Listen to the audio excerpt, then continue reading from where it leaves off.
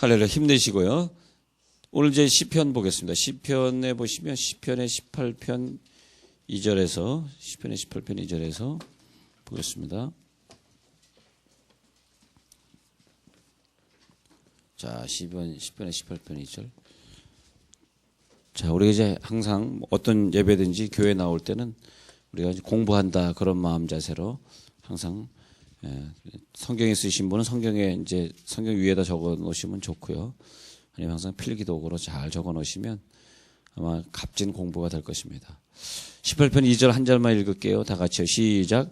여호와는 나의 반석이시요 나의 요새시요 나를 건지시요 나의 하나님이시요 내가 그 안에 피할 나의 바위시요 나의 방패시요 나의 구원의 뿌리시요 나의 산성이시로다. 아멘. 예. 우리 어저께 상당히 중요한 걸 공부했어요. 그래서 어저께 에셀나무에 대해서 공부했는데 공부하니까 그 인터넷에 보면 에셀나무를 심고에 대해서 그 창세기 21장의 에셀나무 사건을 이렇게 그러니까 에셀나무를 심는다라고 하는 그 말 속에는 엄청난 많은 말이 함축되어 있어요. 그죠?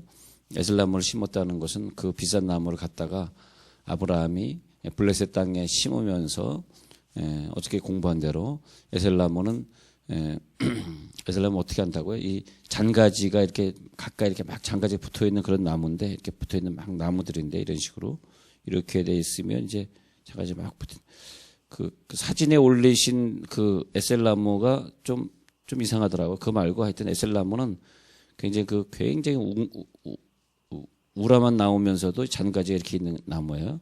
그래가지고 이 사이사이로 물방울들이 굉장히 크게 맺힙니다. 크게 맺혀요. 왜냐하면 습기는 빨아들이고 소금기는 표면에 방출하기 때문에 아침이 되면 소금기가 그 삼투압의 원리, 농도의 원리에 의해 가지고 모든 그 습기들을 전부 빨아들입니다. 그래가지고 나무 잎사귀에 이렇게 물방울들이 크게 맺힙니다. 희한하죠. 그 보통 나무 물방울 맺히는 것보다. 그랬을 때 아침에 보면 물방울들이 크게 맺혔는데 이제 해가 뜨면서 얘가 증발하면서 이 단지가 굉장히 크다고 생각을 해보세요. 근데 확 증발하는 겁니다. 그래서 이스라엘에서 아침에 보면 에셀나무 근처에 그 아지랭이가 확 피는 걸 볼 수 있어요. 그래서 야, 이상하다. 무슨 웬 나무 옆에 이렇게 아지랭이가 피나 했더니 이것이 확 위로 그냥 증발을 쫙 하면서 옆에 있는 모든 기류, 그걸 갖다 이제 중요한 기류 현상이라 그러는데, 그 바람이 부르는 현상이 이상하게 일어나요. 그러니까 이 하나님이 이스라엘을 창조하시고 가나안 땅을 창조하시고 거기에 에셀나무를 주신, 우리나라에는 이 나무가 없는 줄로 아는데 그런 사막에서 자라는 특별한 나무를 주신 이유가 있습니다. 그래가지고 여기에서 바람이 확 일어나면서 굉장히 시원함을 느낍니다. 그 더운 나라에서. 그러니까 에셀나무를 이렇게 심어놓으면 사람들이 거기 그늘에서 이렇게 쉬면은 아주 시원한데 거기서 이제 이 사람들이 예배를 드린단 말이에요. 예배. 그래서 그 사람들을 전도하고 그 사람들 예배하기 위해서 에셀나무를 심고 거기서 하나님의 이름을 불렀다라고 하는 이 말씀은 정말 아브라함이 모든 과정을 다 거치고 그러니까 12장에서 하나님 앞에 부름받고 조카한테 땅을 양보하고 또 조카를 위해서 연합군과 싸우고 그 다음에 또 싸우고 난 다음에 멜기세덱에 만나서 11조로 하나님의 백성인 걸 확인하고 다 그 다음에 이삭의 축복을 받고 그런 과정을 다 지나고 마지막에 가서 전도의 사람이 되는 거죠. 전도의 이 완성이죠, 완성. 그래서 에셀나무를 심고 드디어 거기서 여러분 우리가 기도를 많이 하지만 전도가 안 되고 성경은 많이 알지만 전도가 안 되고 또 우리가 11조는 하지만 전도가 안 되는 사람이 에셀나무를 심고라는 뜻에서 보면은 이제 블레셋 사람을 전도하는 그래서 하나님이 이방 사람들까지 다 할례를 해야 된다라고 하시면서 왜 할례라는 사건이 등장하냐니까 이방 사람들까지 다 예수를 믿게 하시는 하나님의 섭리가 있는 거죠. 그래서 성경을 우리가 깊이 공부하고 있으면은 정말 하나님의 사랑과 그 하나님의 완벽하게 이상을 창조하시고 완벽하게 인간을 인간의 육체 하나도 얼마나 완벽합니까? 창조하신 걸 볼 수 있습니다.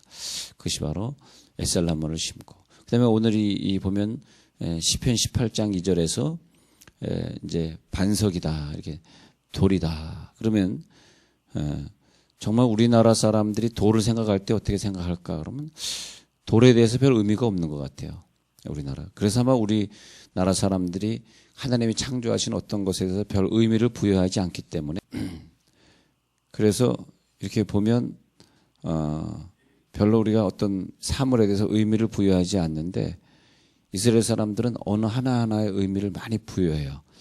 그래서 돌이 나왔다 그러잖아요. 돌이 등장해. 돌이 등장하면 그 옆에 신성함이 등장해. 신성함. 돌 그러면 신성한 사건이 등장해. 그러니까 신성하신 하나님 여호와 이렇게 얘기할 때는 그 옆에 돌이 나타납니다. 진짜라니까요. 돌 얘기가 나왔다 그러면 그 하나님의 하신 업적들이 거기서 나타나면서 그래. 자, 그럼 이스라엘 사람들이 생각하는 돌 하면 뭐냐면 우리가 태어나기 전부터 돌은 그 자리에 있었고, 이스라엘은요 참 돌이 많은 나라예요. 돌이 많은 나라. 근데 그 돌이 많은 나라인데 이제 왜 이렇게 돌이 많냐 하니까 하나님이 돌을 통해서 은혜를 주시는 게 있어요. 그래서 일본은 영원성이에요. 영원성. 돌의 영원성. 그러니까 태어나기 전부터 돌은 그 자리에 있었고, 내가 죽어도 돌은 그 자리에 있을 것이고, 내 후손들이 왔다가도 돌은 그 자리에 있으면서 항상 영원하게 자기 자리를 지키면서 무엇인가 돌이 우리를 돌이 물론 보는 건 아니지만 돌이 사람은 아니지만 우리를 봤을 것이고 또 우리 후손들을 볼 것이고, 돌의 영원성이고요. 그다음에 돌에서 이제 뭘 할 때 하면 어떤 사건을 기념할 때 그 기념하는 사건이 하나님이 하셨다라고 하는 사건이 있을 때, 이건 하나님이 하셨습니다라고 하는, 이건 하나님이 하신 사건입니다라고 할 때는 그때는 뭘 하냐 하니까 그때는 돌을 세웁니다. 그러면 돌 세우는 사건을 성경에 보자고요. 돌 세우는 사건을 이렇게 한번 볼게요. 그래서 하나님이 하셨습니다. 그러니까 내가 한 것이 아니라 하나님이 하셨습니다. 창세기 28장에 보면 창세기 28장에서 야곱이, 여러분 성경을 정리하실 때 이렇게 쭉 정리하셔야 돼요. 성경을 정리하실 때 누구에게 특히 우리 목자님들이 이제 이 시간에 많이 나오시니까 공부를 열심히 하셔가지고 성경 공부의 달인이 돼야 돼, 달인이. 근데 그럼 창세기 28장에서 돌베개를 했다. 이것은 상당히 중요한 의미를 가지고 있어요. 돌베개를 했다.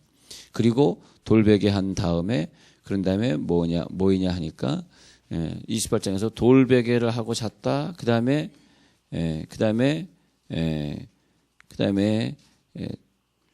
돌에 기름을 붓고 하나님 앞에 서원하잖아요. 그러니까 창세기 28장이 그래서 유명한 장이에요. 그래서 돌은 그래서 영원성 때문에 돌이 하나님이 아니지만 하나님을 상징하는.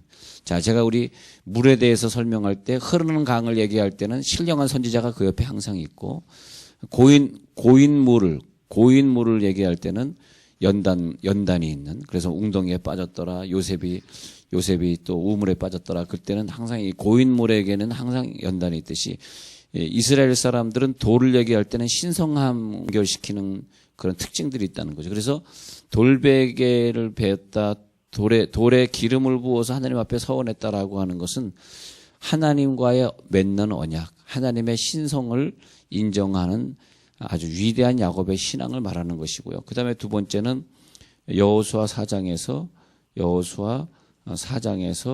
너희는 요단에 가서 돌을 가져다가 길갈에 세우라. 그래가지고 하나님이 이 애굽 땅을 출발시키시고 광야에서 40년 우리를 연단하시고 이제 드디어 가나안에 들어오게 하신 그것을 기념하는 사건이 바로 나오는 것이 여호수아 4장의 돌 기념 사건입니다. 그래서 너희는 여기다가 돌을 세워라 그렇게 말할 때 하나님의 그 역사를 우리들이 기념하고 하나님이 그 일을 하셨습니다 라고 그렇게 말하는 것입니다.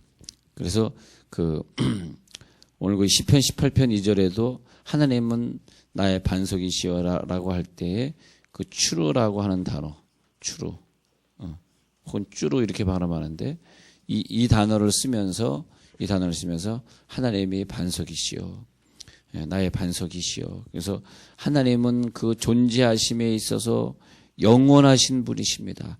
신실하신 분이십니다. 당신이 나를 향한 사랑은 변치 아니하시는 분이십니다. 그랬을 때 돌이 등장합니다. 돌이 등장해. 그래서 하나님의 영원성을 우리들이 강조할 때, 그리고 하나님의 하신 일을 갖다 기념할 때, 그때 항상 돌이 등장합니다. 자, 세 번째는 사무엘상 7장에서 미스바 전쟁에서 이긴 다음에, 그런 다음에 거기에 돌을 세우고, 여기까지 하나님이 우리를 도우셨다, 에베네셀이다, 이렇게. 여러분, 돌 얘기를 하면서 이 세 장을 설명을 하면, 그러면 여러분들이 목장에서 말씀하실 때, 또 아니면 다른 데서 이렇게 간증하실 때 능력이 되는 거예요. 예를 들어서 내가 하나님의 축복으로 이렇게 성공했습니다, 이렇게 얘기하면 별로 은혜가 안 되는데, 하나님이 나를 도우실 때 하면서 이 세 장을 꺼내면, 그 다음엔 하나님이 정말 바위처럼 나를 도우시고 바위처럼 변치 아니하시는 하나님의 사랑을 이렇게 증거하게 될 때 항상 성경을 꺼내셔야 돼.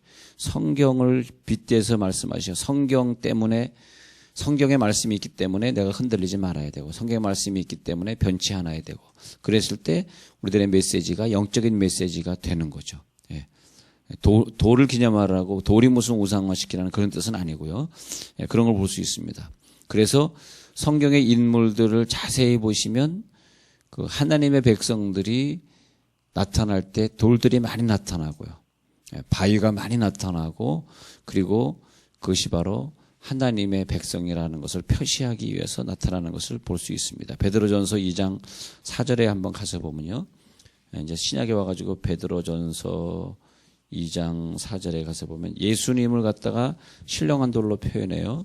사람에게는 버림바가 되었으나 하나님께는 택하심을 입은 보배로운 산돌이신 예수에게 나와 너희도 산돌같이 신령한 집으로 세워지고 예수 그리스도로 말미암아 하나님이 기쁘게 받으실 신령한 제사를 드릴 거룩한 제사장이 될지니라. 그래서 예수님이 산돌처럼 변치 않는 사랑으로 항상 우리 곁에 계시고, 우리는 왔다 갔다 하지만 항상 돌은 그 자리에 계시고, 신령한 집으로 세워지고 예수 그리스도로 말미암아 하나님이 기쁘시게 받으실 신령한 제사를 드린 거룩한 제사장이 너희가 변치 않는 돌처럼 거룩함이 변치 마라. 거룩함이 변치 마라. 그렇게 말씀하시는 거죠. 그래서 베드로에게 내가 너를 갖다가 반석이라 명하리라. 그리고 이 반석 위에 교회를 세우리라. 그러잖아요. 반석이 나오잖아요. 그래서 그러면 저번에 나눠드린 공짜로 나눠드린 선구사전 CD를 나눠드려서 인터넷에 여러분 컴퓨터에 깔아놓고, 그다음에 반석이나 돌이나 딱 쳐보세요. 그러면 진짜 그러네 하면서 반석, 돌 그런 말씀이 쭉 연결이 되면서 베드로 얘기, 누구 얘기 쭉 설명이 된단 말이에요. 그러니까 우리들이, 제가 지난주에 목장 모임 때 목자님들에게 사사기를 그냥 넘어가지 말고 사사기의 줄거리를 쭉 사람들이 설명하라, 내가 이렇게 말씀드린 게 뭐냐면, 그렇게 사사기의 줄거리를 쭉 설명하고 어떤 쭉쭉 자기 입으로 외우면서 이렇게 쭉 설명을 하면서 하나님의 이 세상을 통치하시는 원리에 대해서 공부를 이렇게 쭉 하면, 그러면 그때 그 사람들이 들을 때 그 메시지가 영성의 메시지가 된단 말이죠. 영성의 메시지. 그런 것처럼 여러분들이 성경을 공부할 때 이게 어려운 거 아니에요. 이게 뭐 그렇게 어려운. 저는 이제 문화적인 부분은 여러분들이 잘 모르시니까 제가 그 부분을 좀 도움을 드린 것이고, 돌이 나타날 때 하나님의 영원성, 불변성을 설명한다는 건 처음 들어보셨잖아요. 그러니까 요것은 처음 듣는 얘기지만, 그 다음에 우리가 성구사전을 찾아가지고 진짜 그러네 해가지고 집에 가서 돌에 대한 그 메시지를 쭉 찾아보면 진짜 하나님에 대해서 설명할 때만 돌들이 등장하는 것을 보게 됩니다. 그래서 너희도 산돌같이 신령한 집으로 세워지고, 그래서 베드로전서 2장 5절에서 신령한 제사를 드릴 거룩한 제사장이 될지니라. 그렇게 하면서 우리들이 신령한 제사장의 돌의 사람이 되어지고, 그리고 돌에 새겨지고, 그런 성경은 돌에 새겨지고. 그러니까 모세 보세요. 모세가 그 호렙산에서 등장할 때 돌판에 글씨가 새겨졌다. 이것은 신성함을 나타내는 거예요. 돌 자체는 아무 의미는 없지만, 근데 모세가 돌을 받아왔다 이렇게 얘기할 때 이스라엘 백성들이 후세대에서 이스라엘 백성들이 와, 이건 정말 하나님의 말씀이다 할 때 모세가 돌판에 새겨진 그 말씀을 들고 왔다라고 하는 게 굉장한 의미를 가지고 있는 거예요. 그래서 돌이 등장한다니까요. 그래서 돌은 하나님의 역사와 굉장히 밀접한 관계들이 있습니다. 하나님의 역사. 그래서 우리도 신앙생활 할 때 변치 않는 그런 마음으로 과거에 체험했던 그 첫사랑을 변치 않는 마음으로 말이야. 그러나 우리들의 신앙은 그렇잖아요. 어릴 때 이렇게 생각했는데 이런 생각이 변치 않도록, 어릴 때 내가 뜨거웠는지, 내가 어릴 때 그렇게 선교에 대해서 헌신했는데 내가 왜 선교를 잊어버리고 지금 내가 하루를 못하고 보내는 것인가. 그러면 나는 선교를 못하니까 놀이터에 내가서 전도하고 우리 아이들의 친구의 엄마를 갖다가 전도해야지. 뭐 이렇게 변치 않는 신앙. 이것이 바위신앙이다 말이죠. 그래서 이걸 갖다가 이 사람들이 돌을 생각하는 그 유명한 돌신앙이 되는 거야. 돌신앙. 그래서 이것이 정말 돌처럼 변치 않는 하나님의 신성을 생각하는 신앙이 되어야 되겠다. 그런 마음으로 우리가 또 변치 않는 심령으로 이런 중보자의 위치에서, 전도자의 위치에서, 또 다른 사람을 사랑해주고 변화시켜야 되는 그런 위치에서, 그래서 베델에서, 길갈에서, 실로에서 다 이런 것들이 돌로 이어지는 신앙을 우리들이 보면서 하나님 앞에 우리가 아름다운 돌 위에 아름다운 성전을 세우면서 그래서 하나님의 역사를 이루겠습니다. 기도하겠습니다.